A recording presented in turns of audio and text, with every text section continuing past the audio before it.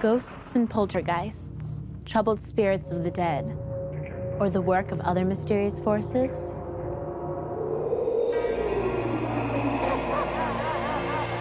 Dead people walking through walls, talking to us, throwing things violently about. Do ghosts really exist, or are they just the work of our imaginations?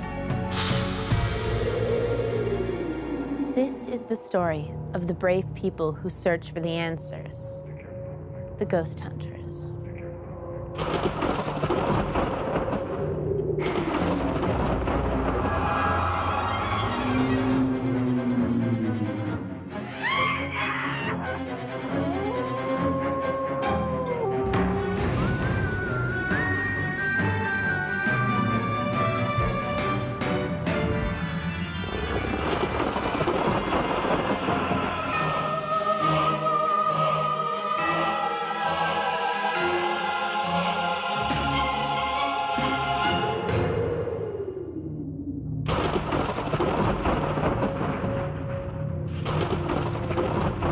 Ghosts and goblins, spooks and spirits. For centuries, we have been troubled by these unknown forces. Perhaps someone you know has mentioned an unexplained visitor or an eerie event. Scientists are seeking answers to these riddles, but the harder they look, the more puzzling their search becomes.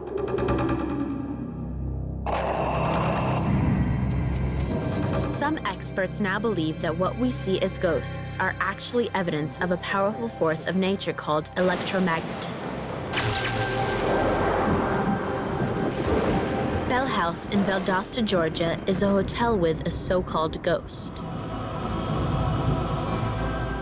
It scared me. I mean, I couldn't talk, I couldn't run, and or anything like that, you know. But he just looked. I don't, you know, pardon the pun, but it was just a dead expression on his face. The owners claim the visitor is the ghost of David S. Bell, a man who sold medicine from the back of a horse-drawn cart until he died here 35 years ago. They believe his spirit is still here, haunting stairwells and hallways. The owners want to know how to evict this unwelcome house guest. For that, they have summoned Dr. William Roll. For 50 years, he's been using the science of parapsychology to study ghosts. One after the other, Dr. Roll questions the people who work here about their ghostly encounters. And when I felt this panting, and I turned around, there was nothing there, then it really bothered me. Really? I didn't see no facial expression or nothing like that. Just, it was almost like a cloud. Just a glimpse, really, a shoulder, a hip going around the corner. So I came to investigate. There was no one in here. The stories they tell are typical of ghost sightings. Unexplained noises, hazy images of a person, the feeling of something close by, even objects violently and mysteriously thrown about.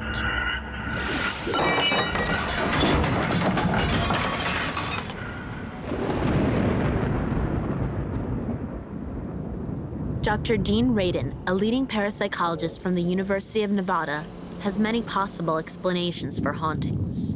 One explanation is that it's purely psychological.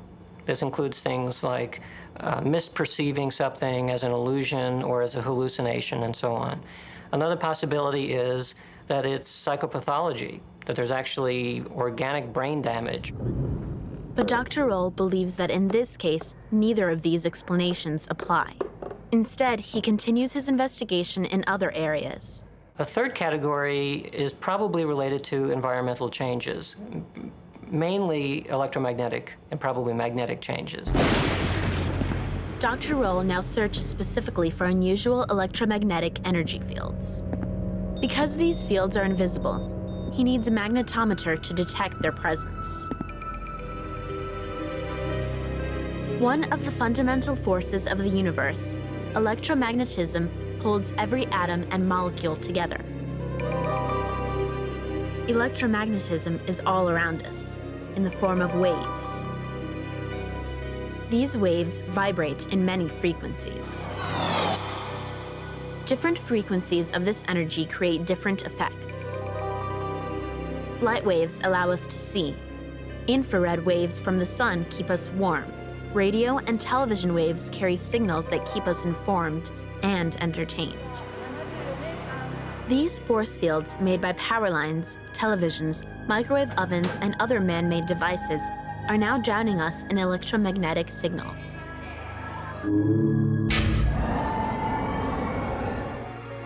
Some scientists believe these same signals could explain why people see ghosts. Is your TV sending out a mysterious energy that possesses the mind?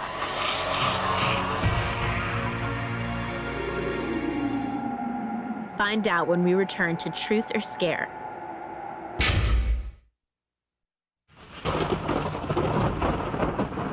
Electromagnetic energy is all around us. It's emitted from our televisions, microwaves, and computers. Could these common signals be clouding our thoughts and creating the appearance of ghouls and ghosts? Dr. William Roll thinks so.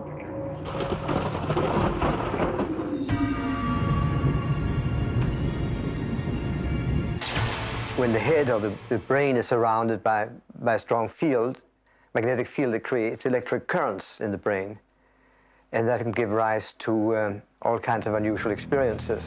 Dr. Roll walks from room to room, measuring the electromagnetic force fields. It's quite possible that you will have some very interesting experiences. His magnetometer detects unusually high levels of electromagnetism in the kitchen and bedrooms. 85, 101, 112, 122, 130. Extraordinary. The readings are so strong that Dr. Roll is certain the haunting of Bell House is the result of those fields. Now he looks for their source. Dr. Roll believes the people here are being influenced by unusual electromagnetic fields coming from electrical wiring in the building. He asks for the building's main power supply to be shut off. Zero. Clear evidence that we're dealing with an unusual constellation of wiring in the house that's producing these very strong magnetic fields. And that, according to Dr. Roll, explains why Bell House is haunted. The people I've spoken to seem very sincere, very truthful. The experiences I've had are unusual, are strange.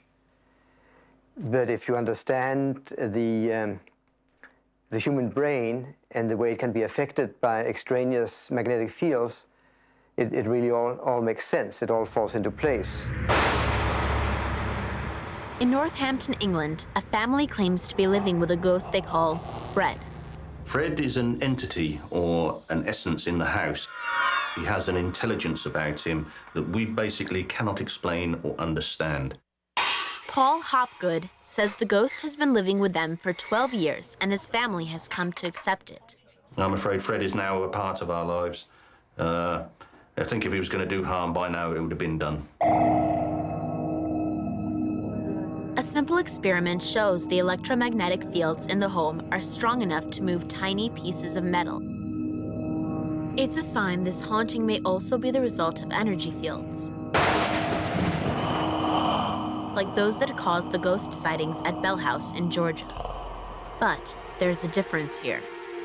Something is mysteriously moving items of food and clothing in the kitchen, while the Hopgoods sleep in the bedrooms upstairs. Is this another electromagnetic oddity, or is the Hopgood home haunted?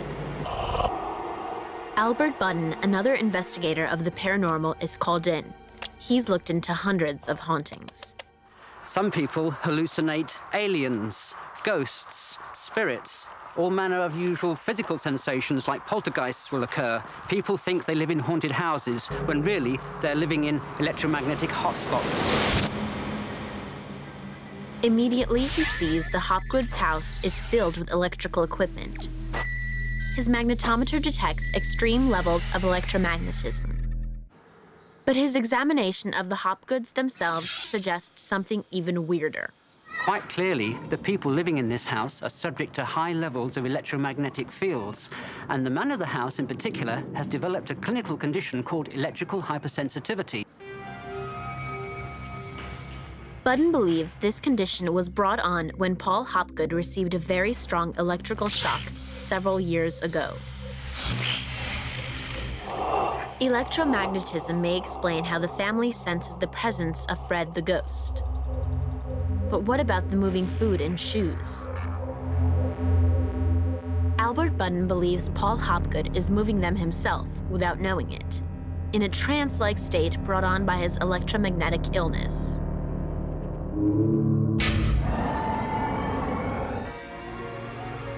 But how could electromagnetism explain hauntings that happened hundreds of years ago, before the discovery of electricity? We take a closer look at ancient ghost sightings when Truth or Scare returns.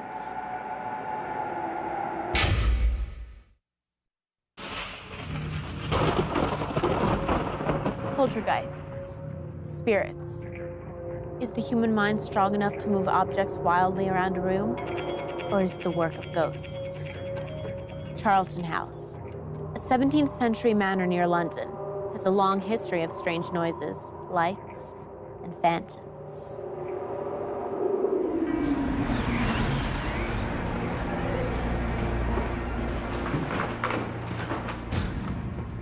The Association for the Scientific Study of Anomalous Phenomena, or ASAP, has monitored this old stone building for years, using an arsenal of ghost detection gear.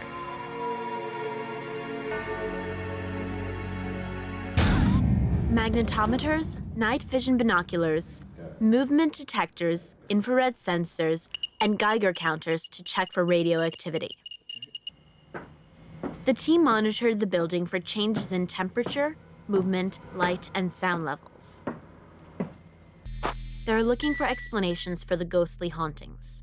The physical features associated with haunting sites are granite, either granite under the ground or granite in the structure itself, usually both, underground water, and higher levels of background radiation.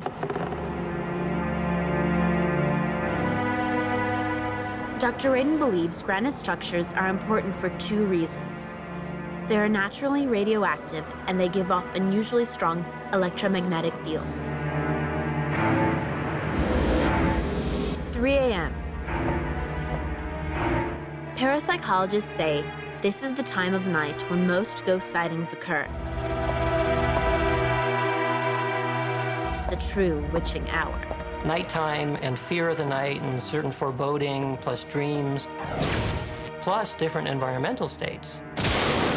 All of it together conspires to make the conditions which are ripe for ghosts to appear. Ghost watches like this have helped ASAP build a huge database of haunted sites. They found hauntings are often reported in old buildings like this, while poltergeists, that is, the hauntings that include the unexplained movement of objects, are more likely to be found in cramped, overcrowded homes where there are high levels of stress.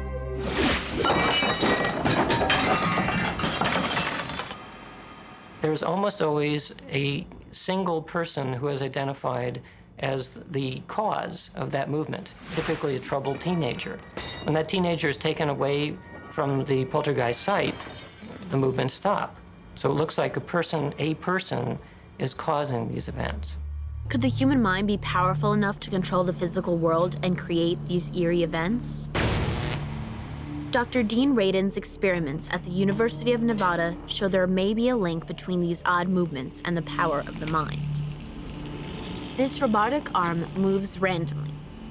On average, it successfully places the object in a container after 25 moves. When the subject consciously tries to influence the machine with their thoughts, they can reduce the number of moves to as few as 2. Dr. Radin calls this direct mind-matter interaction, and he believes it may help us understand how the mind could cause much larger objects to fly across the room. as if thrown by a poltergeist. In Vancouver, Canada, there is amazing evidence that bigger objects can be manipulated, again with the help of electromagnetic radiation. Physicist John Hutchison discovered that giant Tesla coils, which are generators of massive amounts of electromagnetic fields, were able to lift objects nearby.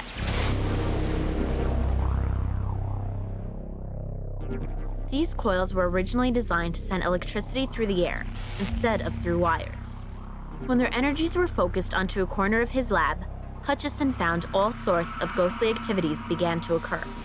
So you have things either taking off and starting to float or go around in circles, or just move around a little bit on the target area, or lift off or break apart, and shatter into many pieces. But stranger still, these events only occur in the presence of Hutchison himself. It's as if his mind is somehow using the massive force fields to twist reality. Hutchison has even shown this with ordinary household objects. By using electromagnetic fields, electrostatic fields, and all different kinds of configurations, it seems to me, in my opinion that is, it forms a keyway into this other realm that allows for certain effects to happen.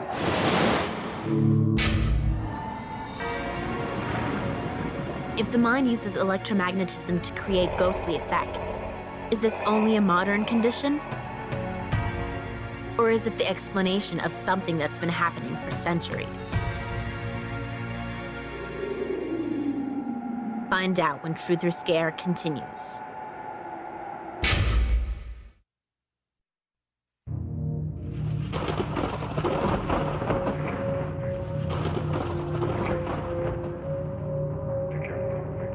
The ancient Druid site of Stonehenge was for 5,000 years a place of strange visions and mystical events. Could a simple magnetic field possibly be responsible for centuries of its ghostly hauntings? Scientists have searched for the answers in the ruins of this ancient place of worship. Were electromagnetic fields disturbing our ancestors before microwaves and electric lights were a part of our lives? This place and these stones were chosen for specific reasons, according to parapsychologist Serena Roney-Dougal. The stones that they use, such as the sarsen stones or the blue stones, all have strange electrical and magnetic properties to them. We found that nearly every stone circle in Britain is within a mile of a geological fault line.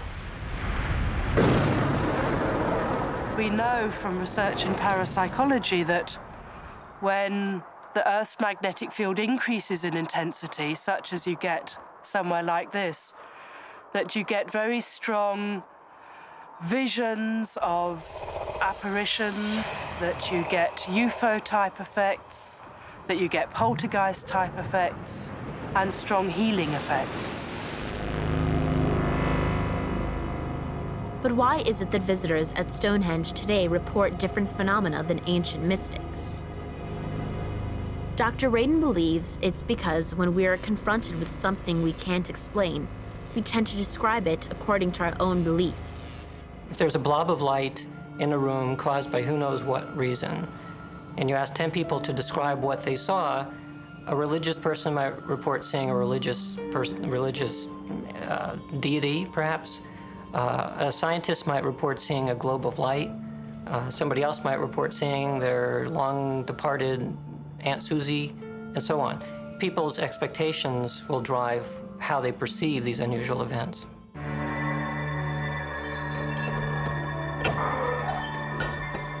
Scientists can't yet explain it, but places like these may somehow hold a psychic picture of their history. Maybe some people can tune in to these sensational events captured at the place where they happened. Dr. Radin believes his experiments are beginning to prove people's ability to pick up images of those events. But even weirder, he thinks certain people have the power to create these horrifying images themselves and to control the surroundings as well. Since we know that the mind can influence the physical environment. It's possible that somebody's expectation is so large and their motivation is so great that they actually can change something in the environment which they will see. Not only that, other people will see it as well. That will then be interpreted as a ghost.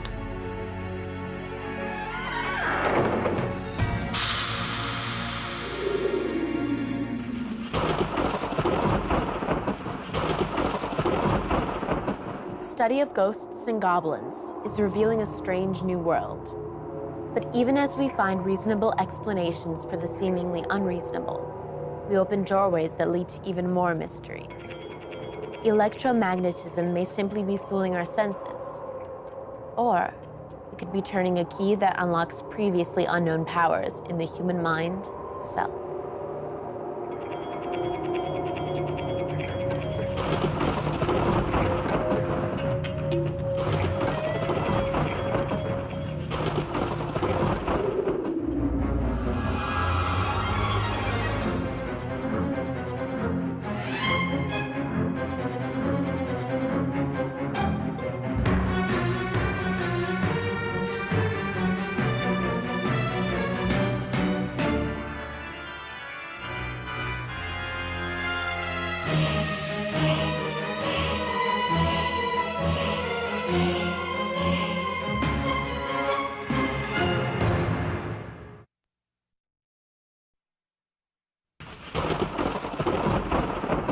Ghosts and poltergeists, troubled spirits of the dead, or the work of other mysterious forces?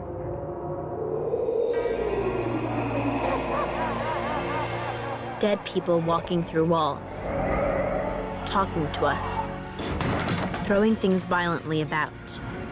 Do ghosts really exist, or are they just the work of our imaginations?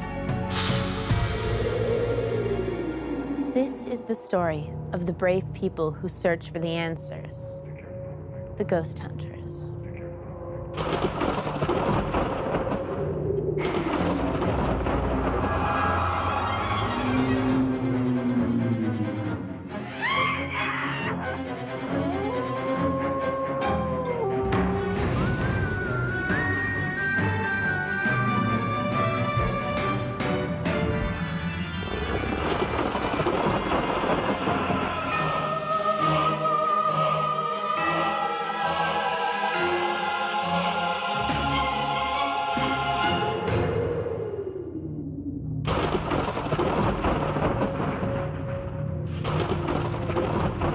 Ghosts and goblins, spooks and spirits. For centuries, we have been troubled by these unknown forces. Perhaps someone you know has mentioned an unexplained visitor or an eerie event. Scientists are seeking answers to these riddles, but the harder they look, the more puzzling their search becomes.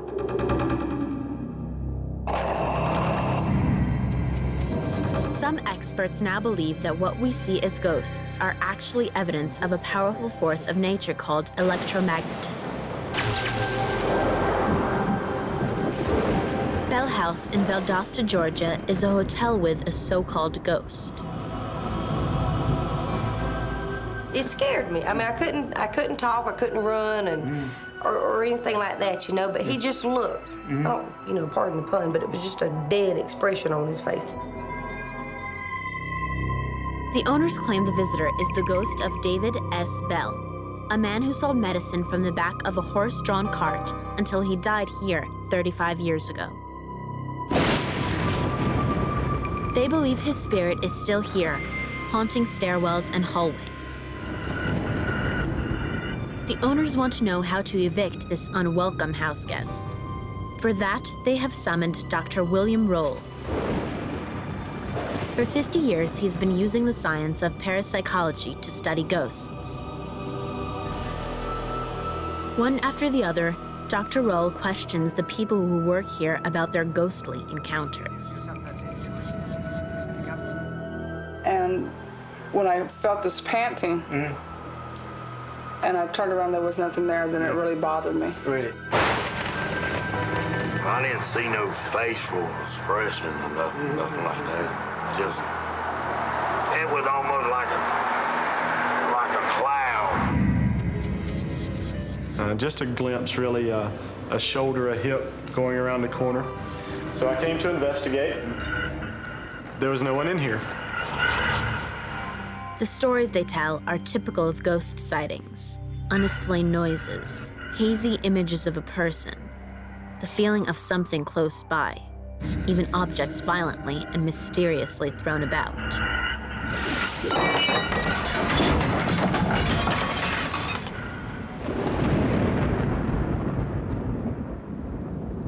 Dr. Dean Radin, a leading parapsychologist from the University of Nevada, has many possible explanations for hauntings. One explanation is that it's purely psychological. This includes things like misperceiving something as an illusion or as a hallucination and so on. Another possibility is that it's psychopathology, that there's actually organic brain damage.